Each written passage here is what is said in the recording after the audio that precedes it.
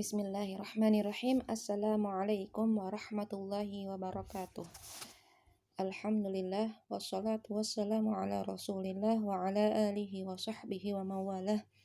Wala haula wala quwwata illa billah, amma ba'd. Alhamdulillah telah kita selesaikan pembahasan sifat ma'ani pada pertemuan sebelumnya. Ya, sifat ma'ani ini ada 7 ya, yang seperti telah kita bahas, yaitu qudrah, iradah, ilmu, hayyan, sama', basar, kalam. Nah, sekarang kita masuk pada pembahasan sifat ma'nawiyah. Baik, sebelum kita mulai, seperti biasa marilah kita berdoa. Nabda darsana bi qiraatil basmalah. Bismillahirrahmanirrahim. Qala al-musannifu rahimahullahu ta'ala nafa'ana bi'ulumihi fid dharaini amin.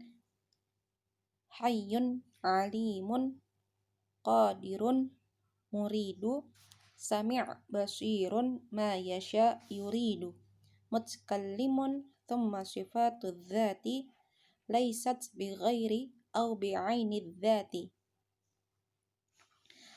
Dia Allah bersifat qadiran, muridan, segala yang ditakdirkannya itu dikehendakinya, aliman, hayyan, sami'an, basiran, mutakalliman.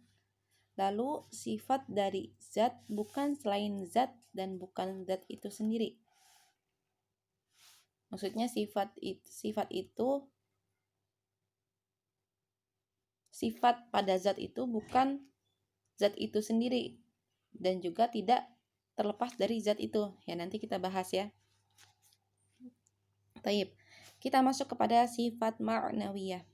Sifat ma'nawiyah itu seperti pernah kita ulas sebelumnya, yaitu merupakan sifat yang menjadi konsekuensi logis bahwa Allah memiliki sifat ma'ani.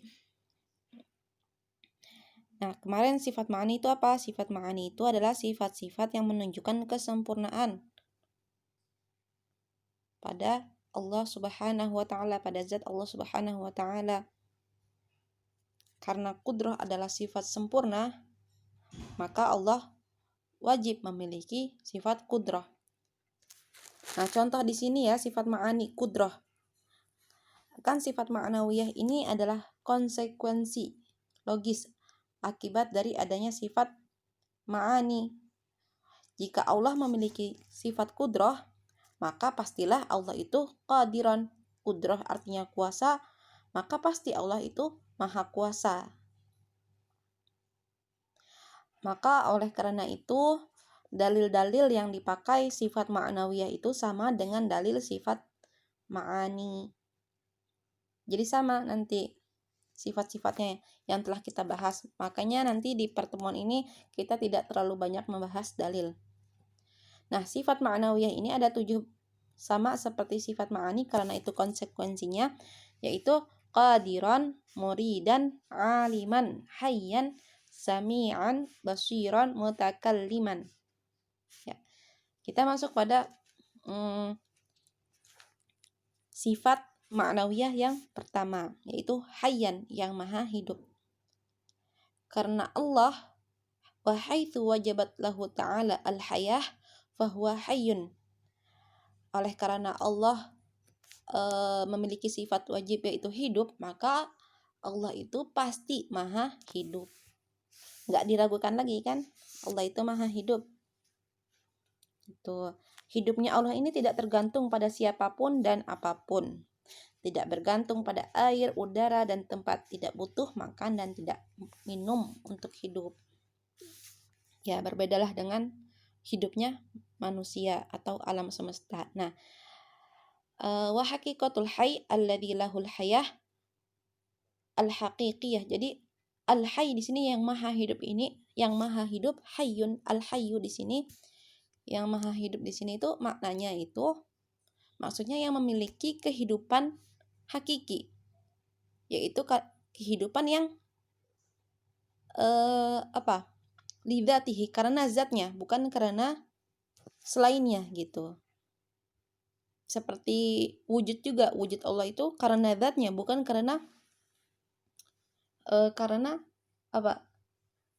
Karena yang lain atau tidak disebabkan oleh yang lain gitu. Nah, begitupun hidupnya Allah. Hidupnya Allah ini Allah Maha Hidup, maksudnya hidupnya Allah ini tidak disebabkan oleh misalkan makan, minum. Nah, itu tadi, atau air, udara. Kayak gitu. Kehidupan yang hakiki, hidupnya hakiki gitu. Hidup yang sesungguhnya al-hayy. Allahu la ilaha illa huwal hayyul qayyum. Nah, begitu. Jadi karena Allah memiliki sifat hidup, maka Allah pasti maha hidup. Yang kedua, aliman, yang maha mengetahui. Haitsu wajabat lahul ilm fahuwa alimun. Karena Allah memiliki sifat ilmu, yang mana ilmu Allah itu mencakup seluruh hal yang wajib, mustahil, dan jaiz, maka sudah pasti Allah itu bersifat alimun, yaitu maha mengetahui, yang maha mengetahui. Nah, alimun di sini bermakna alim atau yang mengetahui, isim fa'il. Wa huwa alladhi ilmuhu syamilun likulli ma min sya'nihi ay ya'lam. Ya, ilmunya Allah ini mencakup seluruh itu tadi, yang wajib, mustahil, dan jaiz. Ya, pokoknya tidak ada sesuatu apapun yang luput dari pengetahuan Allah Subhanahu wa taala. Yang ketiga adalah qadiran, yang maha kuasa. Karena pertemuan lalu bahwasanya kita tahu bahwasanya Allah memiliki sifat kudrah, yaitu kuasa, maka Allah wajib atau Allah pasti bersifat qadirun, yang maha kuasa. Wa haitsu wajabat lahu ta'ala al-qudrah fahuwa qadirun. Oleh karena Allah memiliki sifat wajib kuasa, maka Allah pasti maha kuasa. Nih, al-qadir di sini adalah walladzi insya'a fa'ala wa insya'a taraka. Jika Allah berkehendak, ia akan melakukannya. Jika Allah berkehendak, ia akan meninggalkannya. Gitu. Jadi fahuwa mutamakin minal fi'li wat tarak. Jadi Allah itu mampu untuk melakukan atau meninggalkan atau tidak melakukan gitu. Itu kudrahnya Allah. Kalau kemarin itu tidak jauh berbeda, bahwasanya kudrah Allah itu yaitu berkuasa menciptakan segala apapun yang dahulunya tiada menjadi ada, atau meniadakan segala yang telah ada gitu, mematikan dan menghidupkan. Contohnya itu kudrah Allah. Karena Allah memiliki sifat kudrah, kuasa, maka Allah pasti bersifat qadiran, yang maha kuasa. Kemudian yang keempat, muridan. Muridan ini yang maha berkehendak. Wa haitsu wajabat lahu ta'ala al-iradah fahuwa muridun. Karena Allah memiliki sifat iradah, yaitu kehendak, fahuwa muridun, maka Allah pasti bersifat yang maha berkehendak. Ya, Allah itu maha berkehendak. Tidak ada yang memaksa. Tidak ada yang memaksa Allah. Tiada yang kuasa mengelak dari kehendaknya. Ya, kalau Allah sudah berkehendak, Allah tinggal mengatakan kun fayakun, jadilah maka jadi. Gitu. Jadi kehendaknya Allah itu tidak ada paksaan atau tidak ada tekanan. Gitu. Kemudian yang kelima, sami'an, yang maha mendengar. Wa haitsu wajabat lahu sam' fahuwa sami'un. Karena Allah memiliki sifat wajib sam', yang mendengar, fahuwa sami'un. Maka Allah bersifat maha mendengar, pasti Allah maha mendengar. Mustahil Allah mempunyai sifat mendengar namun ia tidak maha mendengar gitu kan, pasti. Oleh karena itu ketika Allah memiliki sifat wajib mendengar segala sesuatu, baik itu yang suaranya kecil maupun suaranya besar, pasti Allah dengar. Nah, oleh karena itu fahuwa sami'un, Allah Maha mendengar. Yang Maha mendengar. Nah, as-sami' huwallazi yasma' kulla mawjudin. Yang Maha mendengar ini huwallazi yasma', ia yang mendengar kulla mawjudin, segala sesuatu yang ada. Segala sesuatu yang ada yang terdengar. Itu baik itu suaranya hatta sampai suara semut pun Allah dapat mendengarnya. Yang tidak bisa didengar manusia Allah dapat dengar. Nah, ini yang keenam, basiron, yang Maha melihat. Karena Allah memiliki sifat melihat, bahwa basirun, maka pasti Allah Maha melihat, yang Maha melihat. Al-basiru huwallazi yabsirul asya. Jadi Maha melihat itu, yang Maha melihat itu adalah yang melihat segala sesuatu tanpa terkecuali. Pokoknya yang makhluk tidak bisa menjangkaunya, Allah pasti bisa menjangkaunya. Itu tadi. Ya, sebagaimana yang telah kita bahas bahwasanya penglihatan Allah tidak seperti penglihatan manusia yang bersandar pada panca indera gitu. Nah, Allah ini mengetahui, melihat segala apapun yang tersembunyi maupun yang tampak. Oleh karena itu, dimanapun kita bersembunyi, misalkan karena takut ketahuan apa gitu, pasti Allah Maha mengetahui gitu. Begitupun aib-aib kita, Allah Maha mengetahui aib-aib kita. Nah, cukuplah Allah yang tahu gitu. Oleh karena itu kita harus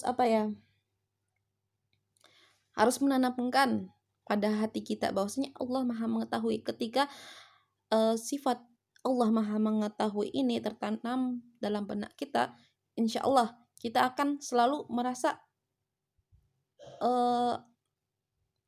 Allah itu melihat segala perilaku kita, dan Allah itu selalu mengawasi kita. Ketika kita merasa seperti itu, insya Allah kita akan takut, kita akan selalu melakukan ketaatan kepada Allah, dan kita akan takut untuk melakukan maksiat kepadanya. Karena Allah Maha melihat apapun, walaupun itu hal-hal yang tidak tampak gitu.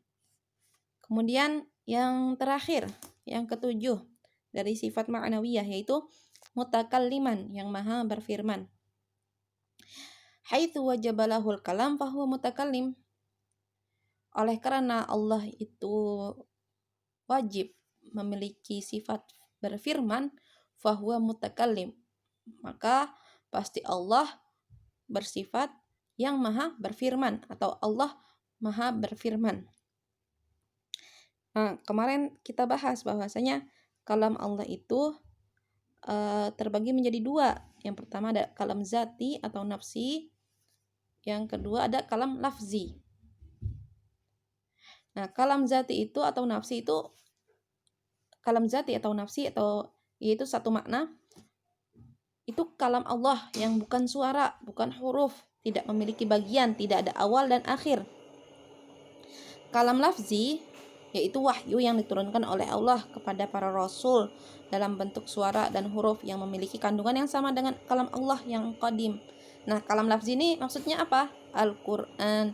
Jadi Al-Quran tetap dikatakan kalamullah, juga qadim. Gitu.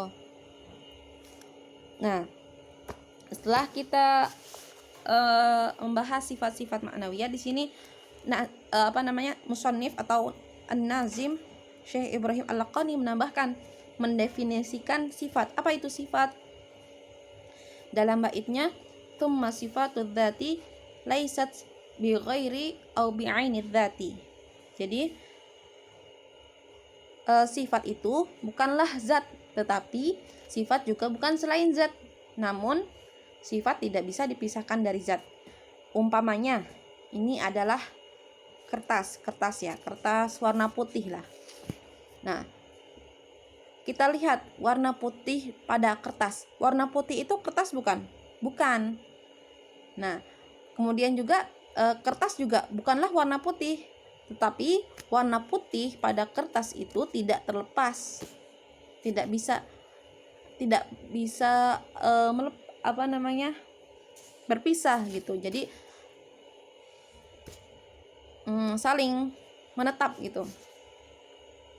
Tidak, warna putih tidak terlepas dari kertas. Nah, ibaratnya kertas ini adalah zat, putih itu adalah sifat. Nah, jadi warna putih ini selalu menempel pada kertas. Tapi warna putih itu bukan kertas. Begitu pula sifat-sifat Allah. Sifat-sifat Allah itu bukan zat, tapi tidak terlepas daripada zat gitu. Karena sifat dan yang disifati itu jelas berbeda.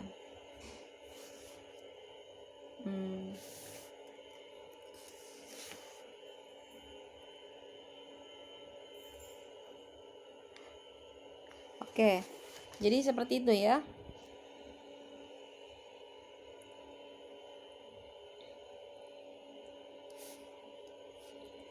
Nah, ini kita sedikit mengulas dalam tabel di sini.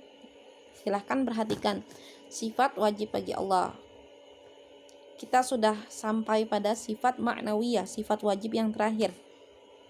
Nah, di sini sifat Allah, sifat wajib bagi Allah itu terbagi pada 4 bagian.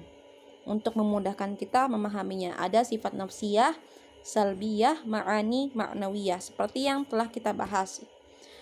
Nafsiyah itu sifatnya hanya satu, wujud. Nanti coba di murojaah lagi. Salbiyah ada 5. Nah, salbiyah ini adalah sifat-sifat yang meniadakan atau menafikan sifat-sifat yang tidak layak ada pada Allah. Nah, sifat salbiyah ada 5, qidam baqa, mukhalafatuh lil hawadifi, qiyamuhu binafsih, wahdaniyat. Yang pembagian yang ketiga adalah sifat ma'ani. Sifat ma'ani itu adalah sifat-sifat yang sempurna yang ada pada zat Allah Subhanahu wa taala, ada 7. Qudrah, iradah, ilmu, hayat, sama', basar, kalam. Ma'nawiyah adalah konsekuensi logis dari sifat ma'ani. Jadi tadi qudrah berarti Allah qadir, Allah qadiran, muridan, aliman, hayyan, sami'an, basiran, mutakalliman. Jadi kalau di jumlah sifat wajib bagi Allah itu ada 20. Jika antum masih ingat, mungkin ada yang pernah waktu SD sekolah TPA atau sekolah-sekolah madrasah ya, madrasah yang di sore hari itu, mungkin ada yang pernah menyanyikan lagu wujud qidam baqa. Nah, itu sifat-sifat wajib bagi Allah. Taib. Sampai sini semoga apa yang kita pelajari bisa bermanfaat bagi kita dan orang banyak. Nakhtatim bilhamdalillah, alhamdulillahirabbil alamin. Kurang dan lebihnya saya mohon maaf. Ila liqa, wallahul muwaffiq. Assalamualaikum warahmatullahi wabarakatuh.